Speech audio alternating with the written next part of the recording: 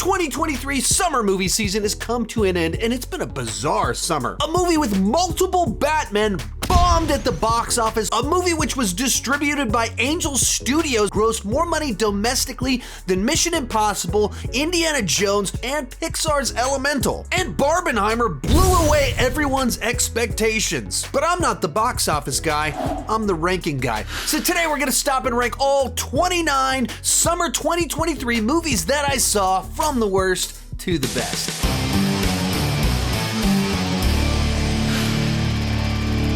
In last place, Black Demon. Most bad shark movies know that they're a bad shark movie.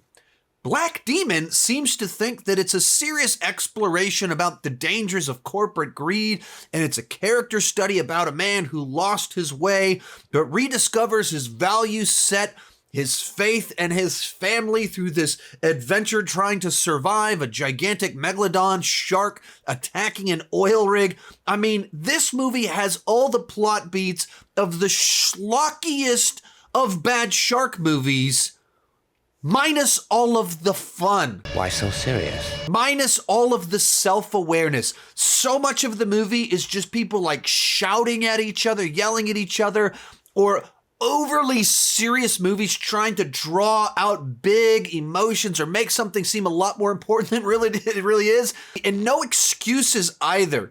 You've got too big of a star in the lead. There's enough of a budget here. There's simply no excuses. Crazy part, as of a couple days ago, this was the #1 movie on Amazon Prime. Why? Number 28, The Outlaws, a movie that simply has no excuses for how lame it actually is. It takes a fun but familiar premise about a guy that goes off to meet his future in-laws only to discover that they are actual outlaws. We've seen this type of premise before, and here they've got a top-notch cast. We have Pierce Brosnan himself, James Bond in the movie. Do I look cool? Yeah, you look like James Bond. Which one? 5. Well, that was a good one. And it feels like they made the worst possible version of this movie in light of the premise and the cast that they have. There's simply nothing clever or witty or funny about the script that they turned in. Everything just seems committed to like base level crass jokes, raunchy humor. None of the characters feel anchored in reality. Nobody has like a compelling or interesting arc to it. You just have a movie that should be based purely on the premise and the cast, be dramatically better than it actually is. Next up, Insidious The Red Door. I wish I could put this one higher up on the list. I wish that I enjoyed the film more. Patrick Wilson, one of the stars of the film and the star of the franchise, directed the film. I think he did a good job with the script that he was given, but there's simply not enough plot here to justify a movie. It's fun to play catch up with the family from the first 2 movies. There's a couple things in that are nice to see and a little bit interesting, but there's not a story here. So you have a film that spends about 85% of its runtime reminding the audience of things from the first 2 films, telling us things we already know because the characters don't know it, and not really developing the mythology, expanding the story. So unfortunately, it never justified its existence or did anything fresh, new, or interesting. Number 26, Heart of Stone, the latest Netflix project where they take a bunch of movie stars, throw them into a fun genre, and then just toss a ton of money at a generic script. Whatever that is with these streaming movies where they seem to think that the formula to get people to click is just movie stars and money at like these globetrotting spy films, whatever that is, it's the latest one of those, and it's just as superficially watchable as any of the other ones, while being just as forgettable. It was totally fine while I was watching it. I wasn't bored, I wasn't annoyed by it, but it leaves absolutely no mark. I liked it while I was watching it, and as soon as it was over, it didn't mean anything to me. And as the days have gone on, it's meant even less, if that's possible. Number 25, Meg 2. Unlike Black Demon, this movie knows exactly what it is and who it is for, and therefore it delivers kind of nonstop silly action sequences, ridiculous monsters, unlikely scenarios, and it knows that it's a movie that'll do okay in the United States, and it'll make truckloads of money internationally, so much so, the movie actually has 2 stars. In the United States, all the trailers just promote it as Jason Statham battles a Megalodon, but there's also the lead for the international markets, Wu Jing, who is one of China's biggest stars as well as directors. And to make the movie play better in China, which it did, they put him as the co-lead. The movie makes a lot more sense as soon as you know that about the film. Now, the problem is, it's tough to deliver blockbuster Megalodon attacks from beginning to end. And then all of the Megalodon monster stuff is actually in the last 15 minutes of the film. So even in the case of this movie that knows what it is, it still has the problem of it can't fully deliver that from beginning to end. Hey, while I'm talking, be sure to join me down below in the comment section. Let me know, what are your picks for the best movies of summer 2023? And what are your picks for the worst movies of summer 2023? Also, if you enjoy my content and want to support my channel or get additional content, consider joining over on Patreon. Over there, each week I do multiple live streams. One of them is a Q&A and the other one is a box office roundup show. I also do some exclusive videos, some early releases, some extended cuts. I put a lot of content over on Patreon. For just $2 per month, $21 per year, you can gain access to all of the exclusive videos and live streams. For $5 per month, you can get your name on my end card of my videos. And at the top tier, you can get a one-on-one 30-minute video chat with me each and every month. So if you enjoy my content, want to support the channel, want more content, want access to those live streams where you can ask me questions, consider joining over on Patreon. The link is down below in the description. Description? What is a description? In the description. And let's get back to it. 24, Till Death Do Us Part, and I was so disappointed that I didn't enjoy this movie a whole lot more. If you can't tell, the poster for it is a bride holding a chainsaw. The trailers are of this bride taking all these dudes out and then killing them in all these vicious, gnarly fashions. I was like, yes, I love these types of movies. I was hoping for another Ready or Not kind of film, and it just doesn't really work on a story level, and there's not nearly enough action or enough that takes place in the movie for it to work. And without wanting to like go into spoilers, kind of, because it's kind of built around intrigue of what exactly is going on with this marriage and these people trying to take her out. It's like an hour's worth of plot, maybe, probably less than that. But the movie's an hour and 50 minutes long. And it's not like the action sequences are super long. It's just a lot of this lady in a house while guys are walking up like, I'm going to mess up my tux. Like, well, at least I'm going to mess it up doing something kind of fun. Why don't you just kick in the doors? Look at us. We are gentlemen. So really disappointed me. I really wanted to like this movie more than I did. 23, Puppy Love. This is an Amazon free, the original film starring Grant Gustin of CW's Flash, as well as Lucy Hale. It's a rom-com about 2 people that go on a date where each of them bring their dogs, and then their date goes horribly, but their dogs get pregnant. I sense some sexual tension. Not between you, the dogs.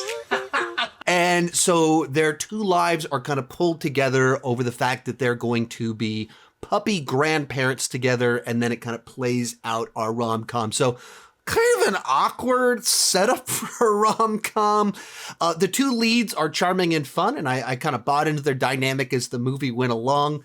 It worked well enough. My expectations for an Amazon Freevee original are pretty low, and it didn't have a great Rotten Tomatoes score, at least at the point in time that I went to go see it. In fact, when I first saw it, looked at the Rotten Tomatoes score for it, the only positive reviews from my friend Rachel Wagner, and I enjoyed it enough without, it's not a movie I need to rewatch. I don't know that it was that funny. I think it got much better as it went along. Like I bought into the last 40% dramatically more than I bought into the first 40% of the film. And that's also kind of the problem with the movie is that for the most part, it kind of has like a very PG-13 kind of vibe to it.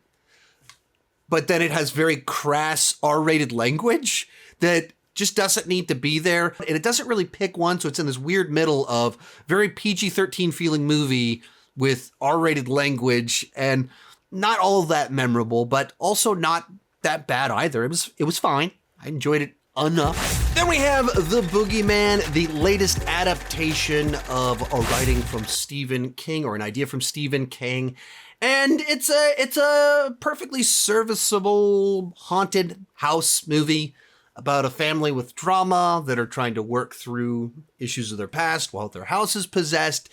On most levels, on a plot level, doesn't really distinguish itself. The thing that it does do really well is that it uses sound and sound design very effectively to kind of create an eeriness and spookiness to it.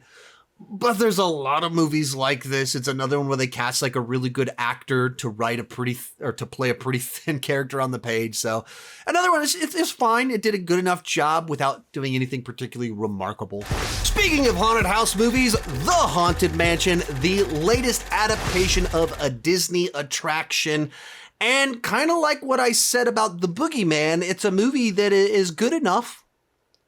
It's entertaining enough, funny enough, spooky enough, without doing any one thing to distinguish itself. And I think in particular with this movie, that's kind of the problem, because it wants to be this, obviously, haunted mansion, spooky, entry-level scary movie for children, and it wants to be a comedy, but it's not that funny. Smiling like, yeah, like that. This kind of thing. Exactly. Is this the man who mugged you? It's not scary at all. And it also wants to have kind of this very somber, sad story at its core that's dramatic, but it's not like a great character study. So it's not quite funny enough, not quite dramatic enough, definitely not scary enough, maybe a little bit spooky for some entry-level stuff. But like once again, it just doesn't find any way to stand out, distinguish itself. It's just kind of there. Bringing us into our top 20, No Hard Feelings, the Jennifer Lawrence raunchy comedy. And it does have some solid laughs in it. So definitely some memorable sequences. And you're like, whoa, I can't believe they went for that. Hi, mind if I touch your wiener? What? Your dog. But I think that's also kind of the problem here, because it wants to be this raunchy, edgy, transgressive comedy while also ending on this kind of really sweet note. And I don't think those two things blend well at all. And it's one thing to try and base a comedy off of people behaving badly and doing wildly inappropriate things, or like shockingly like, wow, yikes. But then at the end, if you want it to be like, aw, what a wonderful friendship that's formed. What a cool relationship. Isn't this neat? I'm not buying into that. I think that's such a weird message to send in light of everything else that's just a creepy premise with a sweet ending. No, I'm not buying into that. No, don't like that. 19, The Beanie Bubble, a movie all about the Beanie Bubble explosion of the late 90s, as well as the events in the previous decade that laid the foundation for all of that taking place. This one was of interest to me because my wife was actually, her family growing up was a big part of collecting Beanie Babies, all of that fun stuff. And it's a mildly interesting look at a fascinating event that kind of took place that I remember being a kid that grew up during the 90s, that I wasn't really a part of it. It doesn't really give all that much insight into it. You don't really get where the characters are coming from. It's a little funny. It's a little interesting. I only want to speak to Oprah Winfrey. Has she reached out? Bit of an exploration, some ideas on kind of how their marketing caused them to explode, as well as the arrogance that led them to collapse. little nuggets in there that were kind of fun, but kind of wish it did a little bit more of all of it. A little funnier, better exploration, more how the industry works, why they collapsed. So I just wish it wasn't so superficial. 18, Indiana Jones and the Dial of Destiny. As someone that absolutely adores the original trilogy of Indiana Jones films and loves the character of Indiana Jones, it's nice to see Harrison Ford put on the fedora one more time, have another adventure with him. Absolutely, when the music kicked in at certain points in times, I got the feels. During the cold opening to the movie where they did the de-aged Harrison Ford during World War II, it's cool to get to see Indiana Jones during World War II. That's cool. There's no other way around it. The movie as a whole, I just don't know that it fully works. There's just some odd choices in there. Right off the bat, I think it's an uphill battle to make a movie about an 70-year-old Indiana Jones played by an 80-year-old Harrison Ford. Inherently, that requires certain compromises that I think when you have to do that much CGI, face swapping, de-aging, that's not what I go to Indiana Jones movies for. Likewise, not all of my childhood heroes need to be deconstructed or shown as like drunken old men sitting in front of the TV. I think ultimately the reason that this movie has to be so low on the list, the movie came out 2 months ago. My wife was out of town when it first came out. We've rewatched Last Crusade like 1,000 times during our marriage.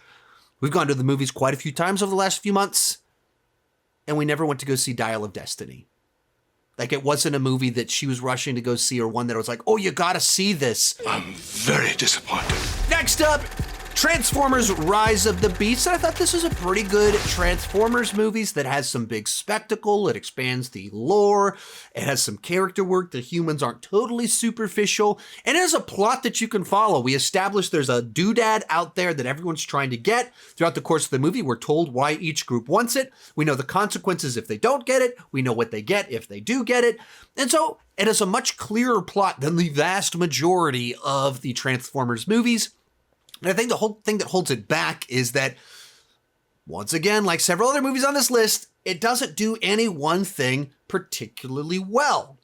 We've seen a whole bunch of Transformers movies over the last 15 years, and if you go for the spectacle, the Michael Bay movies do the spectacle much better. If you want the human characters to like want it to be like a character piece, Bumblebee does that much better. And so this one's just kind of like right there in the middle. It's good. It didn't make me mad. It delivered the Transformers stuff that I wanted. It had a clear plot, character stuff. But there's a Transformers movie that does everything that this movie does. 16, The Little Mermaid. Now, I absolutely did not need a Little Mermaid live action remake, but it actually turned out to be pretty good. In particular, the lead actress.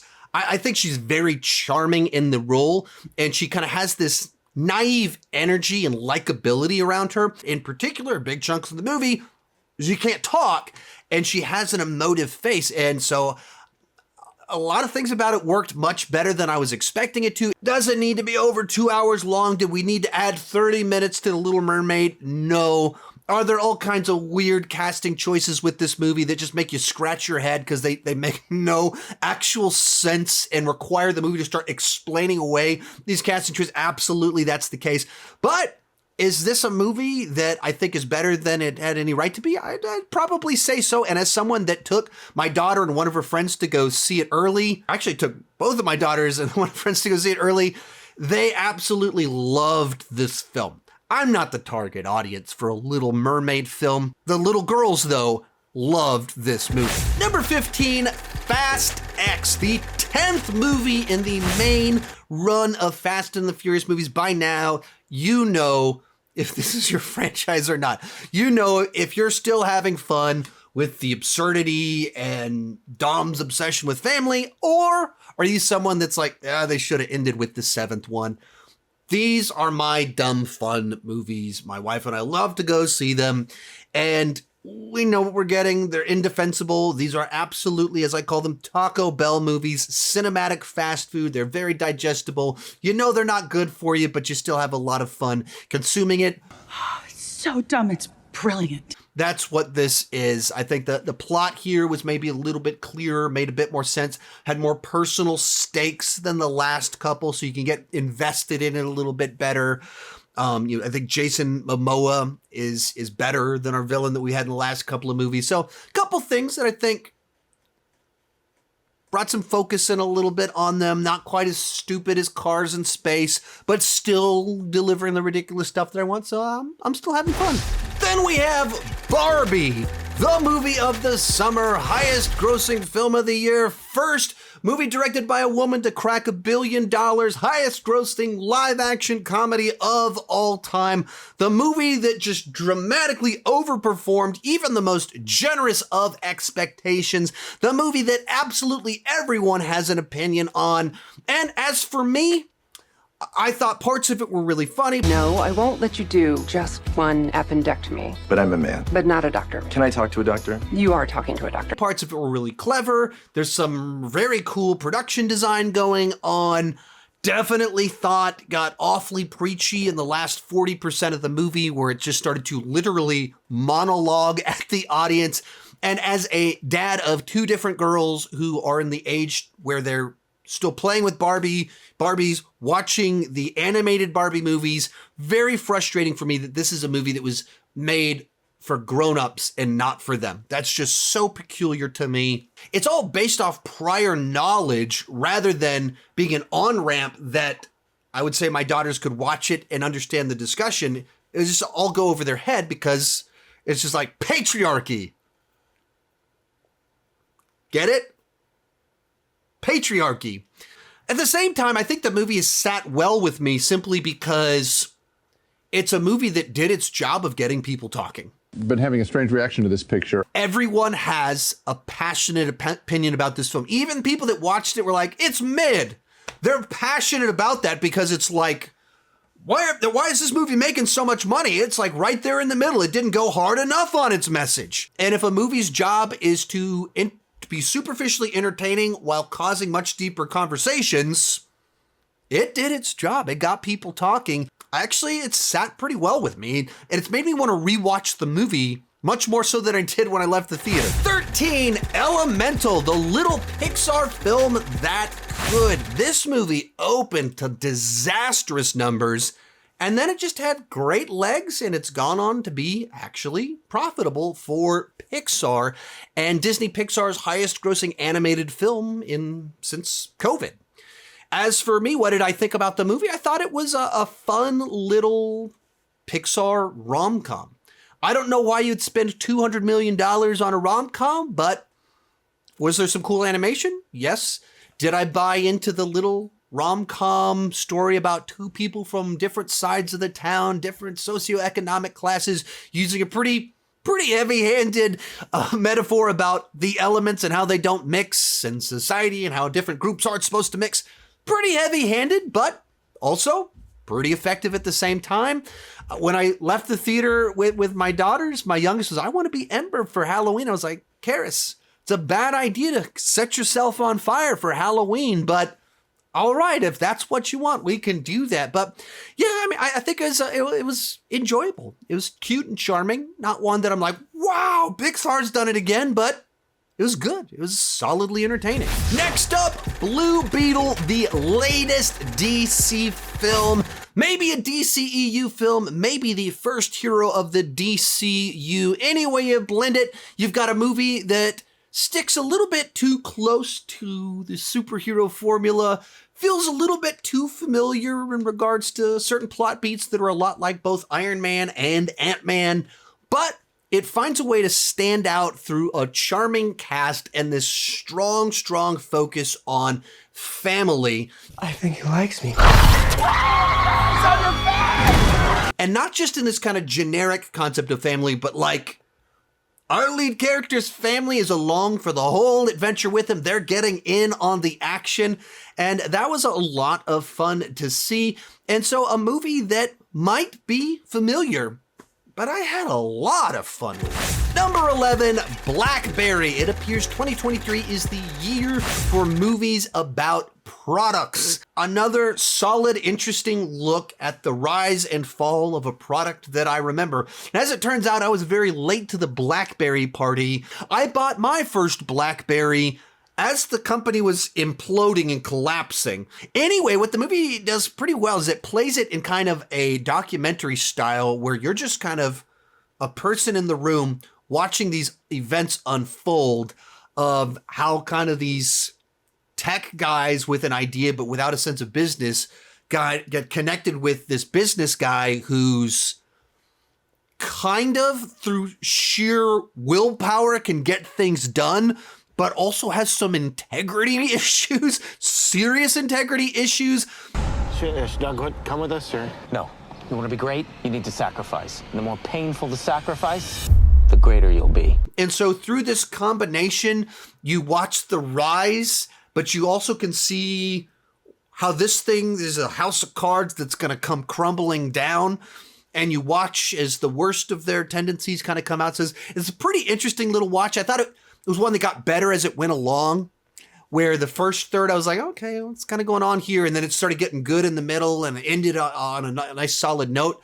But so yeah, another solid, interesting look at a product in 2023. Kicking off our top 10, Sound of Freedom, a movie that absolutely split the internet in two different directions while making bukus of money with the controversial Pay It Forward program, causing all kinds of conspiracies on both sides of the issue. And then, of course, the other side to the split internet over this movie, one group of people, if you liked the movie, well, that means it's because you're either a QAnon conspiracist or you've been duped and you're gullible and you fell for their QAnon conspiracy theory. Then on the other side, if you don't have this as your favorite movie of the summer, if you criticize anything about this movie, it's because you support child trafficking. The internet loves its extreme opinions. Inconceivable. As for me, what's my best I can do at having a reasonable take on the movie? It's a movie that, because of the subject matter, is very effective. That right out of the gate, there's this sense of dread and disgust. And then as children are rescued, as people are arrested, there's this sense of satisfaction and justice.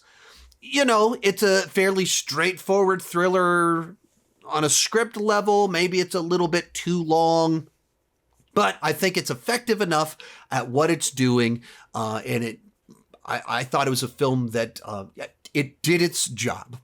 And obviously, for a lot of people, it really did its job because they funded this Pay It Forward program. And there's all sorts of reports also of packed theaters. What's actually happening? I don't know. All I know is the movie worked for us. Number 9, Talk to Me, the latest film distributed by A24. This is actually an Australian film that A24 purchased for distribution. And I thought it was very creepy and unsettling. The trailers made it seem a little bit generic, and on just like a paragraph plot synopsis level, it kind of is. It's about a bunch of young people screwing around with a doodad, and then trouble happens because of it. But it doesn't feel like just another generic Hollywood movie like this. It leans into the fact that it's Australian and just the slang they use, the way they talk to each other, the way they interact. It feels specific. It has a specificity to it. It just plays a little bit different. It explores ideas in a different way. And so it takes what could be just another generic one of these movies and finds a way to stand out in a crowded space in terms of these types of movies, and kind of got under my skin a little bit. Number 8, Extraction 2. Now, I was a big fan of the first Extraction, and I actually got to interview the director of the film, Sam Hargrave, who has been a stuntman in Hollywood for the last 15 years. And in a year where John Wick Chapter 4 came out, Extraction 2 is a great kind of counterbalance, complement to that film, in that John Wick 4 delivers all of this highly stylized, choreographed action. And then with Extraction, you have this much more visceral, brutal action, both filmed in an exciting way. In fact, this movie has a sequence that's designed to play, it's a oneer designed to look like one seamless 22-minute long action sequence. For this movie, we're gonna come out with a oneer sequence that's over 20 minutes long, where we have real helicopters landing on the rooftop of moving trains. And that's the care that's put into this movie. There's so many action movies with gigantic budgets that don't do anything interesting or different. This movie does. Script level, pretty generic. Action level, absolutely delivers everything that you want, and that's what its job was, deliver cool action. Number 7, Gran Turismo. For me, this was the movie I decided was the final film of summer 2023. So I saw this one just a few days ago, and I really enjoyed it. I've never played Gran Turismo, the game, the racing simulator, didn't know anything about it. And I guess there's no plot, there's no characters. And so what they very wisely did was base the film off real life events about this kid that grew up playing Gran Turismo, entered in a competition that Nissan put on to where Gran Turismo players would be trained to be race car drivers, and the winner of it had the chance to become an actual race car driver. And that's the story of this movie, is this real life set of events that happened. Cool. And it's just a classic, old-fashioned underdog sports movie with this modern day twist about sim drivers that became racers. And so it has something that makes it fresh. It sticks to the formula, but it does the formula really, really well. And so I had a great time with it. I thought it was funny. I thought it was heartfelt. And then just kind of a movie that at the end of it makes you want to cheer. And my audience did start cheering. Number 6, Teenage Mutant Ninja Turtles Mutant Mayhem. And I just thought this was a great way to update the Teenage Mutant Ninja Turtles, bring them into the year 2023, and really put the teenage into Teenage Mutant Ninja Turtles. They feel like teenagers, not grown-ups, and not just silly grown-ups like they frequently do in other versions of it. Our dad is definitely not a giant rat. That makes me feel like he's a rat. They talk like teenagers. They're into popular culture. They're struggling with their dynamics with each other and falling in love with girls. Very teenage type things while wanting to make their place in the world. It can be really funny. It has this very centered focus on this idea of accepting yourself and others, and they pick one theme and they explore it through all the different characters, as well as the story, as well as the general public. So it feels focused while having a lot of characters and a lot of stuff going on all at the same time.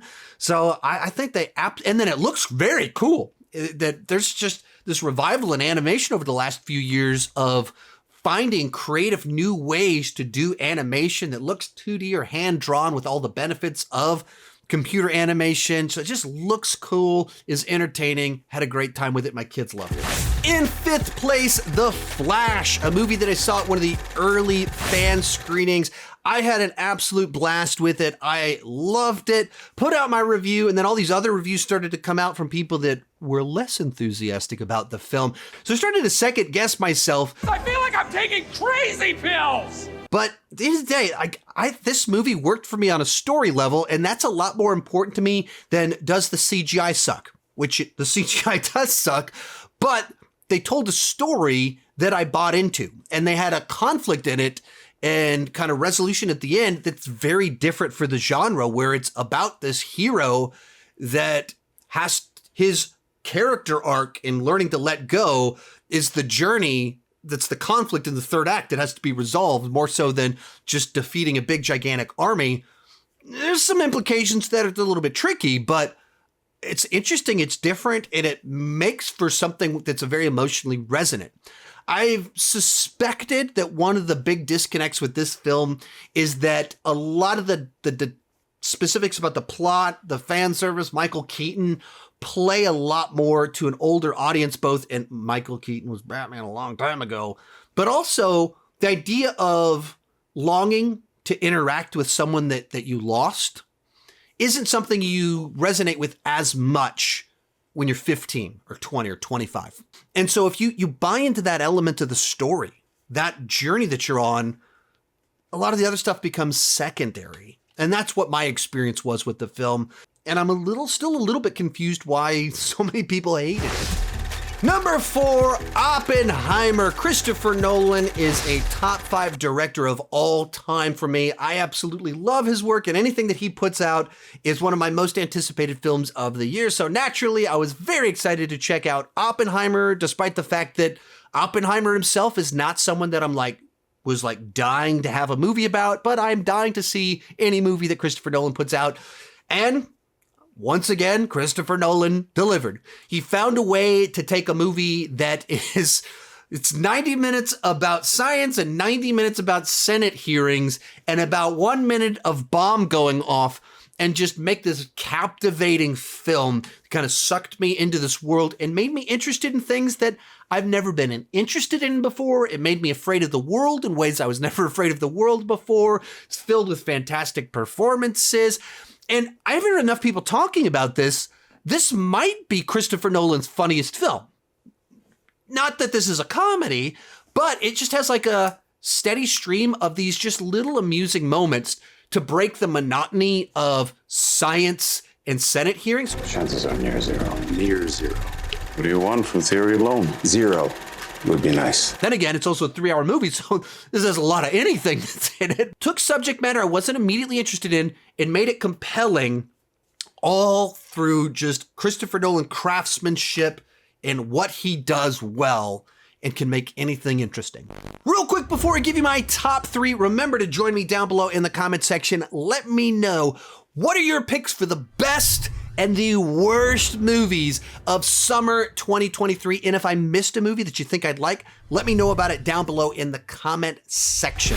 In third place, Guardians of the Galaxy Volume 3. As someone who's been pretty vocal about my disappointment with Marvel over the last few years with Phase 4, this was a nice return to form and reminded me what I love about Marvel movies. Analogy. Is it? Metaphor. And in the case of this movie, he found a way to balance a very dark plot line while still being funny and uplifting, and closed out this journey in a way that was so satisfying. I'm done running. Defied my expectations. And while a bunch of us went into this movie expecting some of our Guardians to die and expecting a different finale to the film, it offered all of the dire stakes and darkness that we were hoping for without needing to do that. So it could still end on such a satisfying note. So I think James Gunn absolutely delivered with this movie. And for that reason, I'm excited to see what he's going to do with the DCU. Confused by the way they're handling some of this, but excited to see his Superman movie. Our runner-up, Mission Impossible Dead Reckoning. And I went into this movie with sky-high expectations, and it absolutely delivered. It lived up to the hype. So this was a movie for me that is just a classic, highly entertaining summer blockbuster that it combined kind of the best elements of the last couple of Mission Impossible movies with kind of the lighthearted and humor nature of Ghost Protocol from 10 years ago to just make a highly entertaining Mission Impossible movie and show that this franchise might be almost 30 years old. It's on its 7th movie, but it is just as strong as ever. The action sequences are thrilling, exciting, interesting. There's new characters thrown into the mix that you enjoy them. You want to see more of them. There's more of kind of these death-defying, insane Tom Cruise stunts in the movie. And even though they're shown in the trailer, in the context of the movie with the other elements that kind of go on into them, they found a way to still make them fresh and interesting even in that context. So for me, I just loved this movie. It was everything I wanted it to be.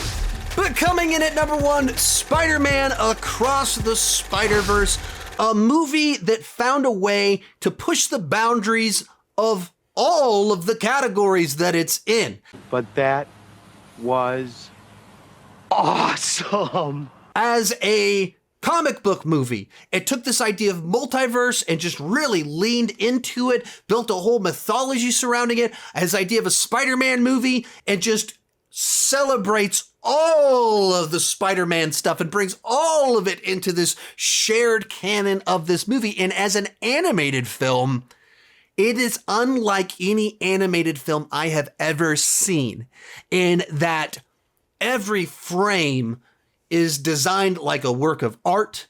They found all of these different animation styles and artistic styles to incorporate into a single film.